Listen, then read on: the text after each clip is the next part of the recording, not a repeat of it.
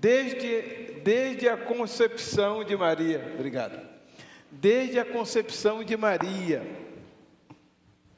o anjo primeiro vai a Isabel, depois vai a Maria, e aí o mundo das trevas já está sabendo.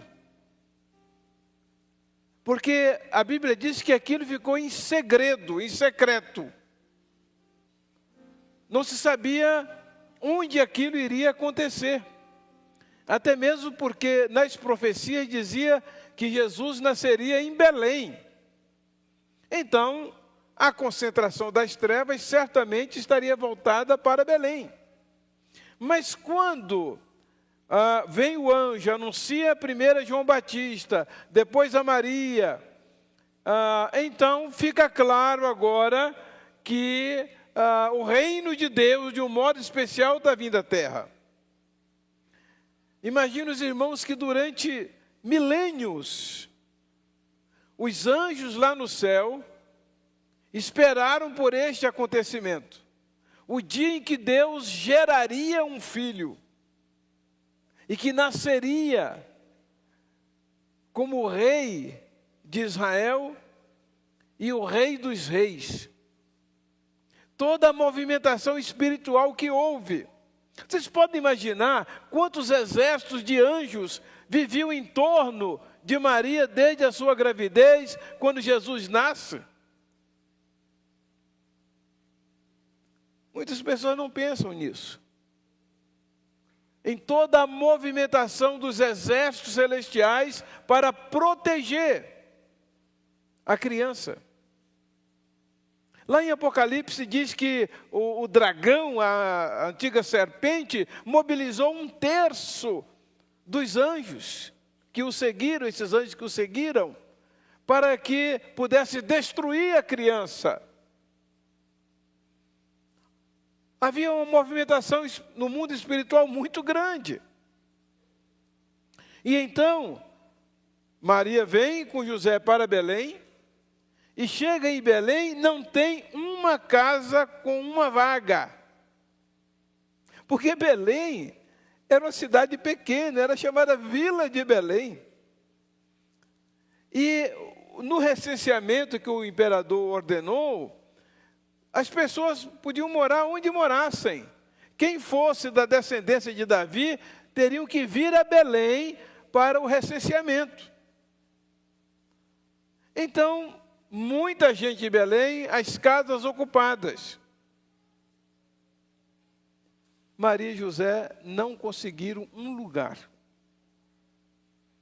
E aí, oferecem-lhes um curral. Vocês já analisaram como é que é um curral? E vamos pensar num curral há 2000 anos atrás.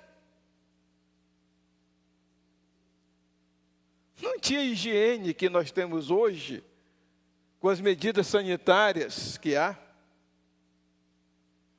O ambiente fétido ali, de excremento de animais. A palavra manjedoura, ela é muito romântica. Era um coxo. Quem morou na roça, quem já foi na roça e viu o local onde os animais se alimentam, vê o que é um coxo. Não era um lugar assim limpinho, bonitinho, arrumadinho. Era um lugar de colocar o capim e a comida dos animais. Então, quando Jesus nasce, ele vai para um curral, lugar fétido, ele está num curral, lugar fétido, e é colocado no local onde os animais comem. Não havia nada ali em volta. Vocês podem imaginar a escuridão que era aquele lugar ali? Tinha luz elétrica, não.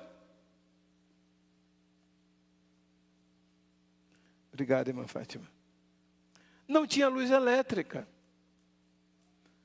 Não havia lugar para o Filho de Deus. E aí, a gente meio que incrimina aquele povo e diz, mas que gente sem coração, deixar uma criança, o Filho de Deus, o Criador dos céus e da terra, nascer num curral e ser colocado num coxo. E aí, irmãos, qual é a diferença para as pessoas de hoje? Que Jesus fica novamente do lado de fora. Que novamente num culto como este, há pessoas que poderiam estar conosco aqui. Mas não faz muita diferença, isso não é tão importante. Há outros compromissos.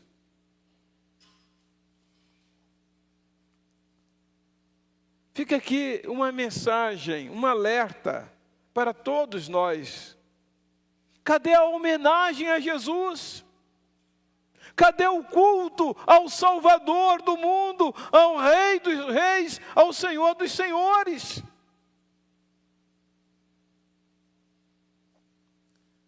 Sabe o que muitos de nós já fazemos antes? Vamos nos planejando, viagem daqui, dali, compromisso com a família, compromisso com outra, uma festa aqui, outra ali.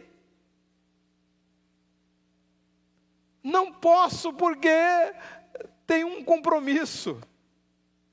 Vocês se lembram da história que Jesus contou do casamento do filho do rei?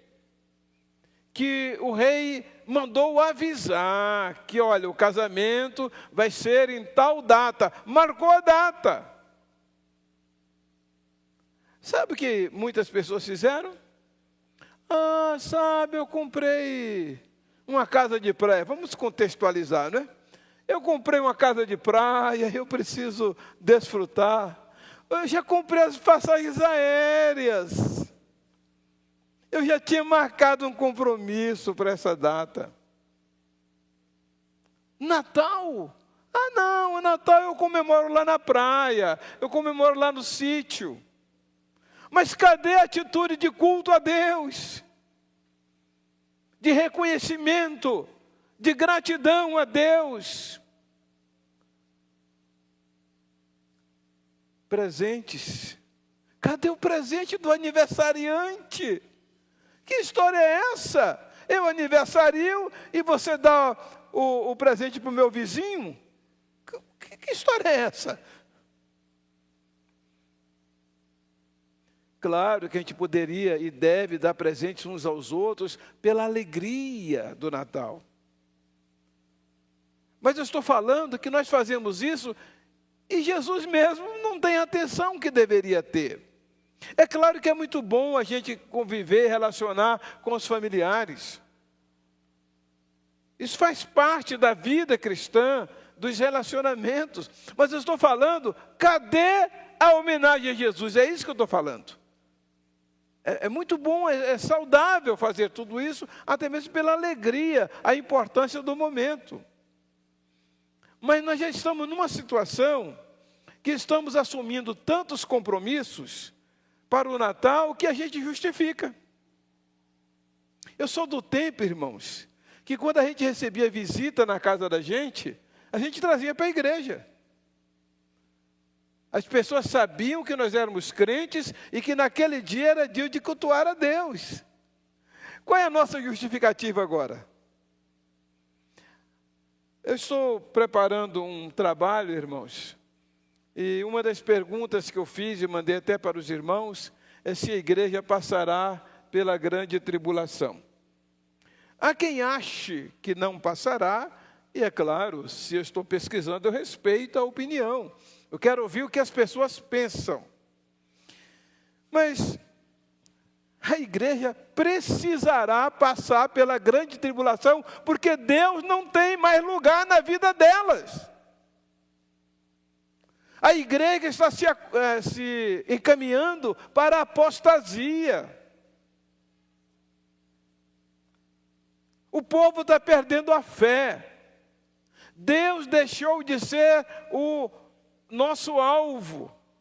Estamos buscando as coisas de Deus. Cultuar a Deus agora é dançar.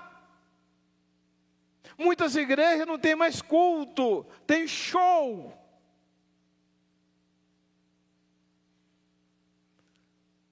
Vocês acham que essa igreja vai ser arrebatada? Mas não vai mesmo. Essa igreja precisará passar pela grande tribulação para que aquele que é crente mostre que ele é crente.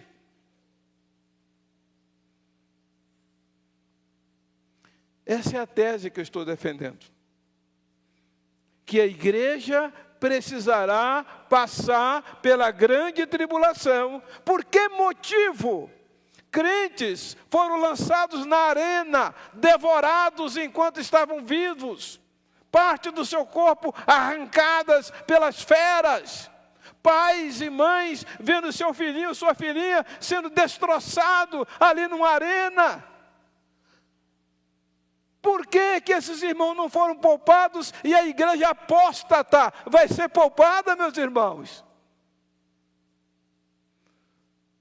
Precisamos, irmão, de um avivamento. O povo precisa dar lugar a Cristo, não continuar colocando Cristo no curral, no coxo, lugar fedorento.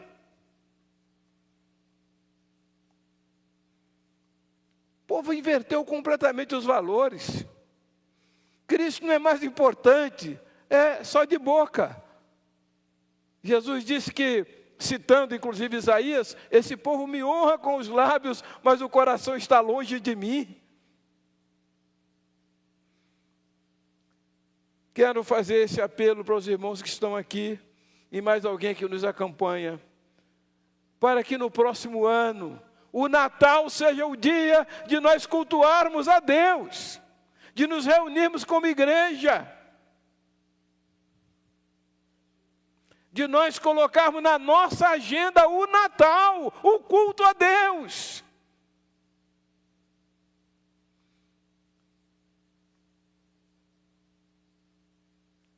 Vamos nos preparar, irmãos, como igreja, para a grande tribulação. Porque essa será uma das maneiras de Deus purificar o seu povo.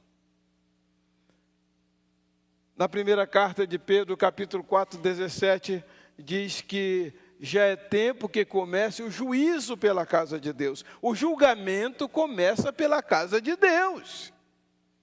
Deus julgará o seu povo, diz a Bíblia. Deus só vai julgar os ímpios depois que julgar a igreja.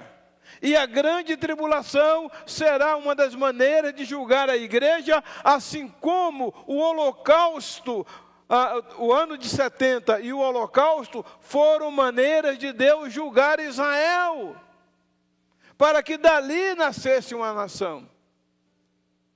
Porque Israel deixou Jesus do lado de fora da vida deles. Eles peregrinaram pelo mundo desde o ano 70 até 1948. Mas a nação só nasceu diante de um holocausto. A igreja de Jesus só nascerá depois do holocausto da grande tribulação. Por isso que nós precisamos acordar, irmãos. Acordar. Essa noite, eu estava revendo algumas das mensagens, e eu vi uma mensagem que eu preguei 1h08. Eu falei, como é que eu preguei tanto assim? Eu resolvi ouvir. Fiquei até quase 1h da manhã ouvindo. Eu falei, eu não acredito que eu preguei essa mensagem. Fogo e cutelo. O fogo e o cutelo. E eu, naquele dia, foi uma manhã, eu falei, irmãos, eu estou em dificuldade de pregar essa mensagem. Eu relutei, eu tentei mudar. Mas, cadê o povo de Deus? Cadê o povo de Deus? Sempre, irmão, nós podemos começar com os que estão aqui, com vocês que estão aqui hoje à noite. Por isso que eu falei, não vamos nos concentrar nos que não vieram, vamos nos concentrar em vocês que vieram, para que com vocês, meus irmãos, a gente comece um novo momento na vida da igreja, e no ano que vem vocês coloquem o Natal na sua agenda. Coloque o Natal na sua agenda. Sabe uma coisa que eu tive muita dificuldade quando eu cheguei aqui em Minas? Principalmente aqui na região de Belo Horizonte. Lá para o lado de Muriaé não era assim, pelo menos não me lembro que fosse assim. Eu tentava marcar o culto dia 24 de dezembro, o pessoal dizia, não, pastor, 24 é dia de a gente ficar com a família. Eu falei, que coisa boa, isso é bom mesmo. Legal isso, dia 24, reunir as famílias, ótimo. Mas então vamos fazer o culto sempre no dia 25. Mas agora parece que os 2 dias estão dedicados para algum outro tipo de atividade. Foi colocado num curral fétido, cheiro de excremento, de urina de animal, e num coxo, não numa manjedoura. Palavra transliterada fica bonita, né? É igual Calvário, né? Que parece uma palavra bonita, né? Calvário. Caveira. Calvário é caveira. Manjedoura, coxo, onde os animais comem. E eu fico pensando, como é que Deus vem na pessoa do seu filho? Vocês podem imaginar os milhares de anjos que estavam ali em Belém, que estavam em volta daquele curral? Os que foram cantar para os pastores, a Bíblia diz que eram milhares dos exércitos celestiais. Milhões e milhões de anjos naquela região. Eu fico pensando a opinião dos anjos, vendo um Deus que é tão santo. Para vocês terem ideia, no exército de Israel, no acampamento, os soldados tinham que levar tipo uma pá, para quando eles atendessem suas necessidades fisiológicas, aquilo fosse coberto. Porque dizia, porque eu sou santo, e eu não quero nenhuma imundície no meio de vocês. Como é que Deus lidou com aquele momento ali? Como é que Deus lidou com isso? Qual a opinião dos anjos ao verem aquilo? O Deus Santo, o Filho do Deus Santo, no meio de local que era de excremento e de urina de animal. Meu Deus.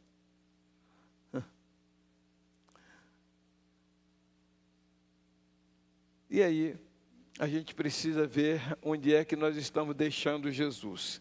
É impressionante que quando Jesus escreve para as 7 igrejas, a carta que ele manda para a igreja de Laodiceia, ele está do lado de fora da igreja. Ele estava batendo na porta.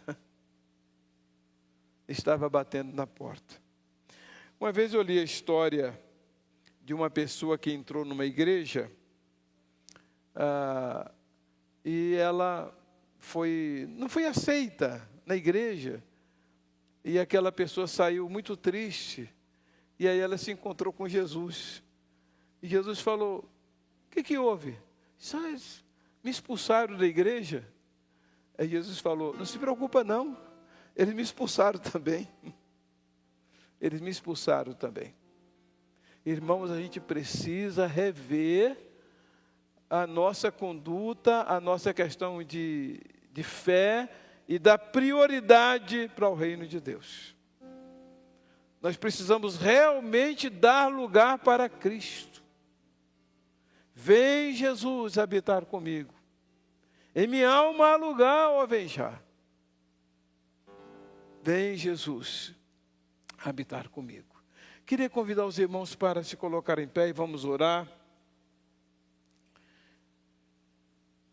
Os irmãos estão ouvindo essa mensagem e às vezes as pessoas pensam assim, mas não somos nós que precisaríamos ouvir esta mensagem.